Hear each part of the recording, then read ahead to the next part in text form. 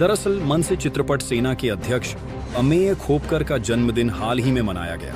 ये समारोह मुंबई के दादर स्थित उनके निवास पर हुआ, जहां पार्टी कार्यकर्ताओं और पदाधिकारियों की भारी भीड़ जुटी। सिर्फ जन्मदिन ही नहीं, बल्कि इस मौके को संगठन ने शक्ति प्रदर्शन और विस्तार का बड़ा अवसर भी बना दिया। अमेय खोपकर का नाम मराठी फिल्म इंडस्ट्री और मनसे की राजनीति दोनों में बेहद अहम माना जाता है।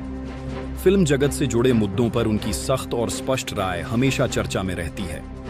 ऐसे में उनका जन्मदिन पार्टी कार्यकर्ताओं के लिए सिर्फ एक उत्सव नहीं, बल्कि संगठन के भीतर नई ऊर्जा और एकजुटता दिखाने का मंच बन गया। इस कार्यक्रम की सबसे खास बात रही भोजन वितरण। अमेय खोपकर ने खुद पार्टी के कई पदाधिकारियों के साथ जरूरतमंदों को भोजन परोसा।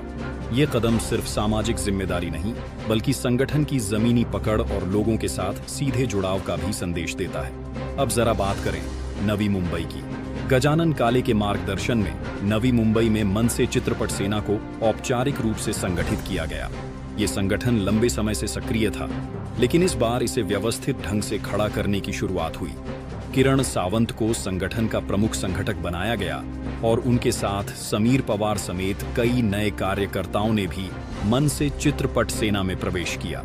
यह दिखाता है कि पार्टी लगातार नए चेहरों को मौका दे रही है और संगठन का विस्तार कर रही है। जन्मदिन के इस मौके पर जो दृश्य सामने आए, वो सिर्फ एक नेता के व्यक्तिगत उत्सव के नहीं थे, बल्कि ये एक बड़े राजनीतिक संदेश की तरह सामने आए।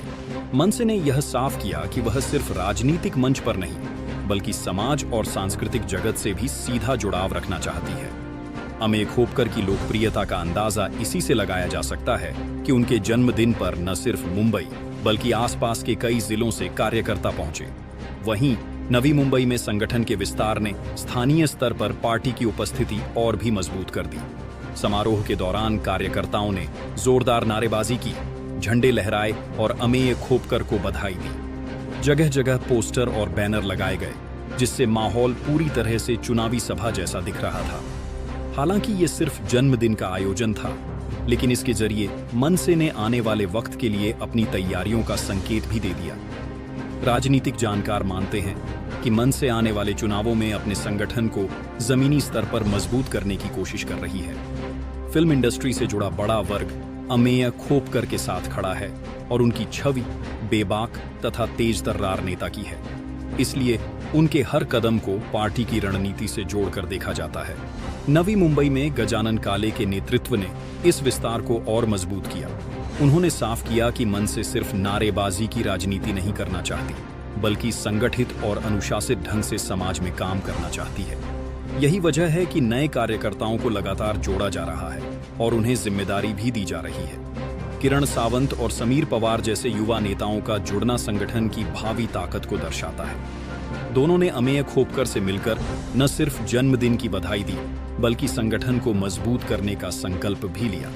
पूरे आयोजन का एक बड़ा संदेश यह भी रहा कि मनसे अब युवाओं और सांस्कृतिक जगत दोनों को साथ लेकर चलना चाहती है। भोजन वितरण जैसे सामाजिक कार्य और सांस्कृतिक सेना जैसे संगठनों के जरिए पार्टी अपनी छवि एक जिम्मेदार और जन सरोकार से जुड़ी पार्टी की तरह बनाना चाह रही है। इस पूरे घटनाक्रम को अगर हम विस्तार से देखें तो 3 बड़े बिंदु सामने आते हैं। पहला, अमेय खोपकर का जन्मदिन दादर स्थित उनके घर पर धूमधाम से मनाया गया और इसे शक्ति प्रदर्शन का रूप दिया गया। दूसरा, नवी मुंबई में गजानन काले के मार्गदर्शन में मनसे चित्रपट सेना को संगठित रूप से खड़ा किया गया, जिसमें किरण सावंत और समीर पवार जैसे नेताओं का प्रवेश हुआ। और तीसरा, सामाजिक जुड़ाव दिखाने के लिए अमेय खोपकर और पदाधिकारियों ने जरूरतमंदों को भोजन वितरण का कार्यक्रम चलाया।